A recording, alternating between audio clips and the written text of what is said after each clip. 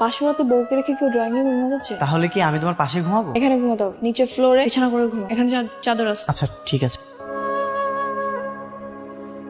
আচ্ছা, তোমার গ্রামের বাড়ি কোথায়? নদীতে। নদীতে মানে? মানে আমার বসত বাড়ি যা ছিল সবকিছুই নদীতে ভেঙে বিলীন হয়ে গেছে। তো ঘর জামাই থাকার সিদ্ধান্ত নিলে কেন? এখন তো চাকরি পাওয়া অনেক কষ্টকর, এর থেকে ঘর জামাই থাকা অনেক ভালো না? ভালো কি করে বুঝলে? এর আগে কি এক্সপিরিয়েন্স আছে? ছি ছি ছি, কি বলতেছো? তুমি আমার প্রথম বিয়ে, তুমি আমার প্রথম বউ। ঠিক আছে, ঘুমিয়ে পড়ো, সকালে কথা হবে।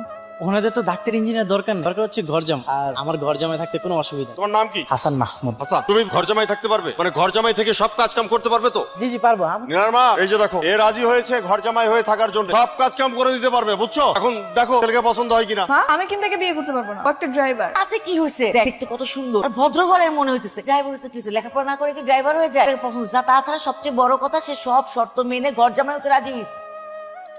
দুলা ভাই, আপনি তো ভালো রুটি বানাইতে পারেন। আমি সবই পারি, বুঝলা? তাড়াতাড়ি নাস্তা রেডি। খালাম্মা, সব নাস্তা দুলা ভাই বানাইছে, খুব ভালো। বাহ, কি চমৎকার!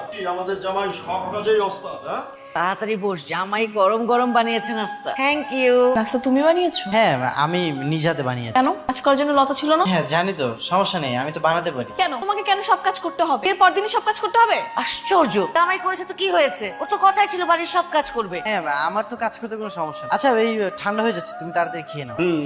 তাড়াতাড়ি খেয়ে নে, আমাদের তো আবার বের হতে হবে। নে নে নে, তাড়াতাড়ি খেয়ে নে। তোমরাই খাও, আমার খাওয়ার কোনো মুড নেই।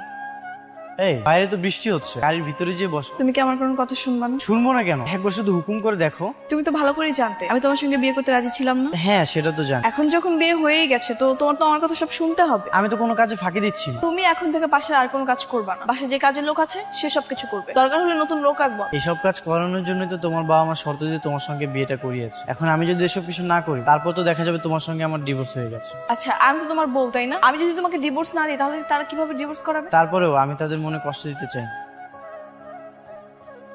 এই উঠো, দাঁড়াও, রাখো এটা। উঠতে বলছি আমি, উঠো। আরে জামাইকে নিয়ে কোথায় যাচ্ছিস এখন? এই, তোমার কি লজ্জা শরম বলতে কিছু নাই? হ্যাঁ, তুমি কেমন মানুষ বলো তো? কি বলতেছো এসব? আমি কি এমন খারাপ করলাম? তোমার কি চোখ নাই? কি দেখো না? আর রুমটা অপরিষ্কার ছিল, তাই ভাবলাম পরিষ্কার করে দিই। তাই বলে তুমি এইসব করবা? তুমি এবারে জামাই হয়ে চাকরের মতো বিহেভিয়ার করতেছো। দেখো নিলাম, ও কিন্তু আমাকে অপমান করতো। অপমান? তোমার কি আবার মান সম্মান আছে যে তোমাকে অপমান করবো? কে বলেছে আমার সম্মান নেই? আমি বলছি, রাস্তায় একটা রিক্সাওয়ালার তোমার চেয়ে বেশি মান সম্মান আছে। সে কষ্ট করে উপার্জন নিয়ে বউ নিয়ে থাকে, তোমার মতো ঘর জামাই থাকে না। তা আমি কাজ করতেছি না? জানলাম রিক্সাওয়ালা না হয় বাইরে কষ্ট করে উপার্জন, আমি এই বাড়িতে কাজ করতেছি না, কষ্ট করে উপার্জন করি না? উফ, তোমাকে বোঝানোর মতো ক্ষমতা আমার নাই। যা ইচ্ছা তাই করো।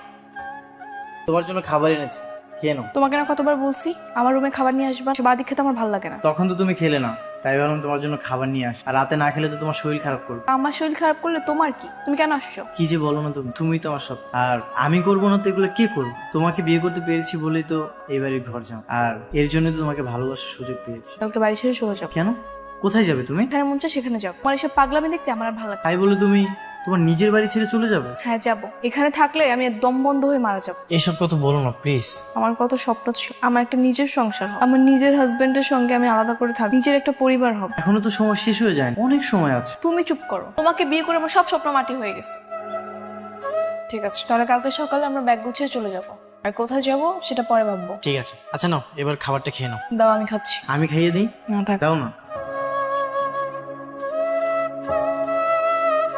শোনো বাবা, আমি এরকম জীবন কখনো আশা করিনি। আমি সবসময় চেয়েছি আমার একটা আলাদা সংসার হবে। কিন্তু তোমরা যা করছো, এতে আমার স্বামীকে নিয়ে এখানে থাকা আমার পক্ষে সম্ভব। ঠিক আছে, যাবি যা, কোনো সমস্যা না। কিন্তু বাস্তব যে কত কঠিন এটা বের হলে টের পাবি। একবার শুধু বাবার হোটেল থেকে বের হয়ে দেখ না, পৃথিবীতে দুবেলা দুমুঠো ভাতের মূল্য যে কত বেশি এটা বের হলে টের।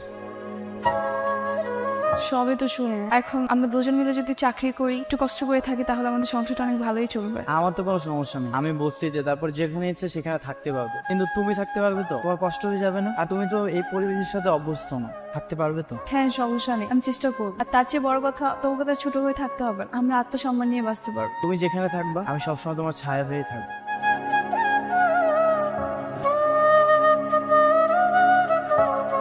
চলে আসছো? আমাকে একটা কল দিতে। বাজারে গেছো কেন? আমি তাহলে বাজারে যেতাম। সমস্যা নেই, আমি ভাবলাম অফিস ছুটি হয়ে গেছে, তাড়াতাড়ি বাজারটা করেই যাই। সরো। হ্যাঁ আসো। তোমার কি অনেক কষ্ট হয়ে যাচ্ছে? আমাদের বাড়িতে তুমি কত ভালো ছিলে। তোমাকে না কতবার বলছি বাসার কথা বলবো না, আমি এখানে অনেক ভালো আছি। ঠিক আছে আর বল। তোমার চাকরির খবর কি? খোঁজ নিয়েছিলে? হ্যাঁ আমাকে জানিয়েছে, পরশু যেতে বলেছে। যেও, কিন্তু তোমার চাকরিটা হয়ে গেলে আমাদের সংসারটা অনেক ভালো চলবে। আজকে আমি অনেক খুশি, অবশেষে তোমার চাকরিটা হয়ে গেছে, আমার স্বপ্নটা পুরো। হ্যাঁ আমার অনেক ভালো লাগে, এতদিন পরে আমরা দুজন আনন্দ উপভোগ করতে পারছি। কালকে থেকে আমি কিন্তু পুরো খাঁটি বাঙালি মেয়েদের মতো সংসার করব। ওকে ম্যাডাম, সকালে উঠে তোমাকে নাস্তা বানিয়ে দিব, তারপর তুমি অফিসে চলে যাবা, আমিও চলে যাব, আর দিন শেষে দুজনে একসাথে বাসায় ফিরবো। কত শান্তি না? ঠিক আছে। আচ্ছা একটা কথা বলবো? বলো। তোমার বাবা মাকে মনে পড়ে না? হ্যাঁ মনে পড়ে, কেন মনে পড়বে? আমি তো রবট না যে মায়া লাগে। চলো না আমরা তাদের সাথে দেখা করতে যাই। কোনো দরকার নেই। তারা তো আমাদের খোঁজ খবর নিল না, তারা তো এসে দেখলো না আমরা কেমন আছি, তো আমরা কেন যাবো? আরে ওনারা তো রাগ করে আছে। আমিও রাগ করে আছি। আরে এই তো তোদের বাসায় গিয়েছিলাম তালামারা দিকে। কেমন আছিস মা? ভালো। তোমরা এখানে কেন? আমরা ওদের নিতে এসেছি। নিতে আসছো মানে? তুই যেভাবে বলছিস সেভাবেই হবে। আমরা জামাইকে দিয়ে কোনো কাজ করাবো না, একদম জামাই আদরে থাকবে। কেন হঠাৎ এই সিদ্ধান্ত নিলে যে? না মানে তোমরা তো আমার বাবা মা, তো তোমরা কি সিদ্ধান্ত নিতে পারো বা কি পরিবর্তন করতে পারো সেটা তো আমি খুব ভালো করেই জানি। মারে আমরা না আমাদের ভুলটা বুঝতে পেরেছি, আর তুই হচ্ছিস আমাদের একমাত্র সন্তান। ঠিক আছে তাহলে পরে কথা বলবো। হ্যাঁ কফি। Thank you. তো কেমন লাগতেছে এখন জামাই আপ্যায়ন? অনেক ভালো লাগছে। তোমার কাছে এখন কি মনে হয়, আগের জামাই আপ্যায়নটা ভালো ছিল নাকি এখনকার? অবভিয়াসলি এখনকার। আচ্ছা আমি যে চাকরিটা করতেছি সেটা ছাড়বো না। তাহলে আমিও ছাড়বো না। আচ্ছা চলো আমরা কাজ করি, আমরা আগের বাসায় ফিরে যাই। এখানে কিন্তু থাকতে হবে, এখানে মাঝে মাঝে আসবো। না না সেটার কি দরকার, আর তুমি বাবা মার একমাত্র সন্তান, তো আমরা এখানে থাকি বাবা মার সাথে। ঠিক আছে, তারা যদি হ্যাপি থাকে আমাদের পেয়ে, আর চাকরিটা করলে তাদের উপর ডিপেন্ডেবল হয়ে থাকতে হবে না আমাদের। হ্যাঁ সেটাই। আচ্ছা আজকে তো আমাদের অফ ডে, চলো আমরা কোথাও ঘুরতে যাই। যাওয়া যায়, চলো।